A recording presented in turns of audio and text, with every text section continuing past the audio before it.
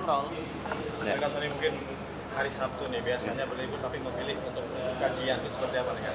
Ya Masya Allah, Alhamdulillah jadi bisa liburan sambil mencari keberkahan juga gitu kan.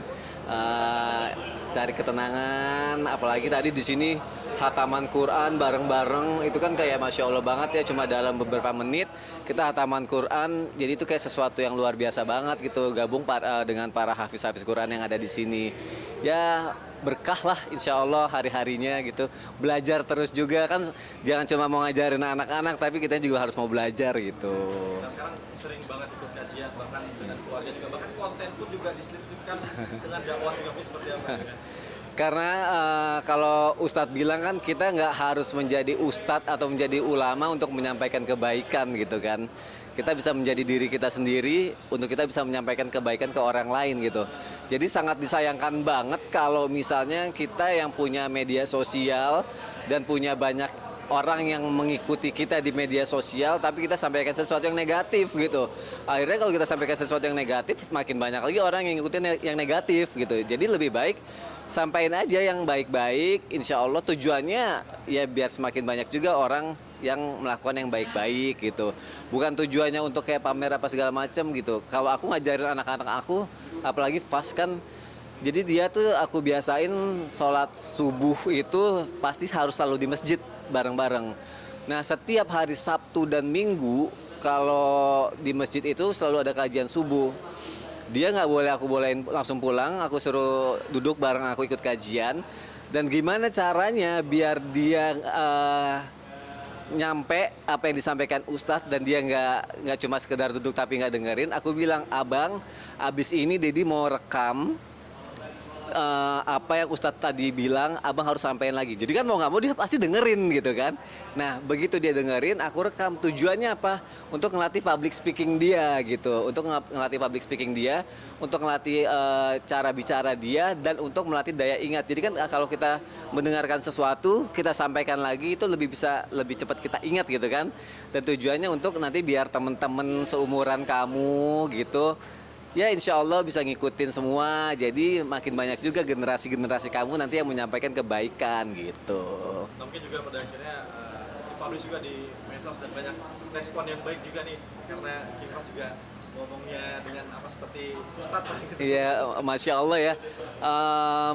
Dia itu apa ya, cerdas, Masya Allah, tabarakallah. Dia itu cepat banget nangkap. Tapi memang namanya anak-anak kan sesuatunya memang harus dipaksakan awalnya. Gak mungkin tiba-tiba, Dad, aku mau ngedengerin, aku mau tausiah, kan gak mungkin gitu kan. Aku cuma bilang yang tadi aku bilang gitu. Abang dengerin, Dedi pengen tahu kamu nyimak apa enggak. Nanti Dedi Dedi coba pengen kamu rangkum omongan ustadznya apa. Dedi rekam ya, biar ngelatih kamu public speakingnya, biar nanti bisa kamu sampaikan ke teman-teman seumuran kamu. Insya Allah ini kan jadi pahala jariah juga buat Abang Fas. Ketika dia menyampaikan sesuatu, orang lain dengar, orang lain ngikutin, disampaikan lagi ke orang lain, pahalanya dapat banyak ke kamu, aku bilang gitu. Oh ya udah, dan dia pun senang ngelakuin itu gitu. Jadi ya udah, usahakan yang terbaik lah buat anak-anak. Jadi mupuk itu memang dari dini sih gitu. Makanya sebisa mungkin kalau aku nggak kemana-mana, coba ngajak dia sholatnya, yuk kita belajar sama-sama. Didi juga belajar, kamu belajar, kita sama-sama 5 waktunya di masjid ya. Aku ngomong kayak gini bukan karena ria banget sih loh, karena enggak gitu. Karena kata Ustadz bilang, sesuatu yang wajib itu boleh disampaikan biar orang banyak yang ngikutin. Kalau yang sunah-sunah ya diumpetin aja biar lo sama Allah yang tahu gitu. Mungkin selalu mendampingi Abang Fas nih, mungkin apa nih alasannya mungkin? Karena memang harus memupuk itu sejak dini ya gitu. Pergaulan sekarang, media sosial sekarang, dan kita tidak bisa mengontrol 24 jam anak kita. Kalau bukan dari agama yang kita utamakan buat anak-anak, takutnya gitu mereka kebablasan gitu. Dan memang tugas orang tua gitu kan melakukan itu kan. Orang tua bukan cuma sekedar ngasih duit bulanan, ngasih nafkah, udah terserah hidup lo mau kayak gimana, enggak gitu.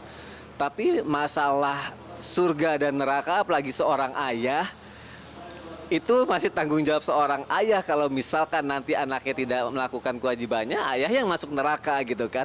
Jadi aku juga mau menyampaikan ke anak-anak aku nih, biar Dedi nggak masuk neraka, biar kita sama-sama nanti ketemu lagi di surganya Allah, kita sama-sama bisa hidup dengan lebih baik lagi.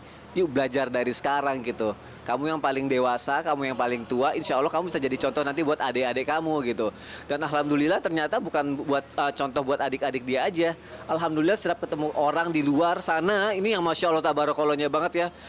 Ada bapak-bapak ketemu terus nyamperin terus bilang, Pak, masya Allah makasih ya udah bikin konten bareng Abang Fas, terus Abang Fas ngaji. Jadi sekarang anak saya setiap mau ngaji jadi terinspirasi sama Abang Fas katanya gitu. Anak saya jadi mau menghafal Al-Quran terinspirasi sama Abang Fas gitu. Kalau misalkan nanti ada anak saya yang males kasih lihat itu mereka jadi semakin semangat. Jadi kan itu sesuatu yang luar biasa gitu.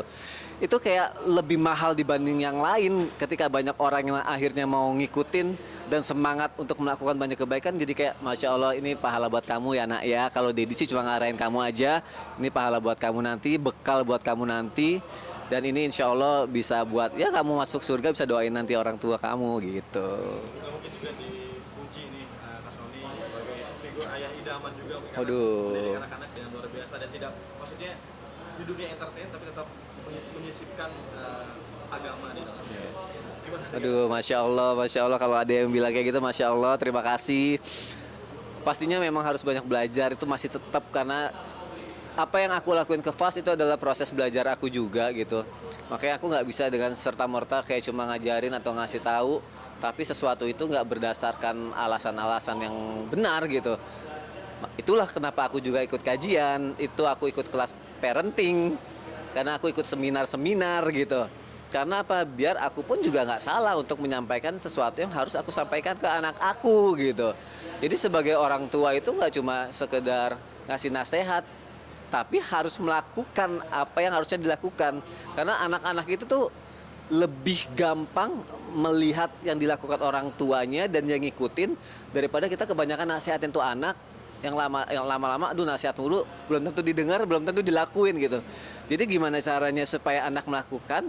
Ya orang tuanya harus melakukan. Ya itulah yang aku lakuin. Jadi aku Fairuz sampai sekarang masih belajar banget dan coba nerapin banget di rumah biar mereka melihat, mereka mencontoh. Karena kan anak-anak itu kan adalah peniru yang ulung ya. Jadi apa yang dilihat orang tuanya itu terekam di otak dia, itu yang sampai ke hati dia.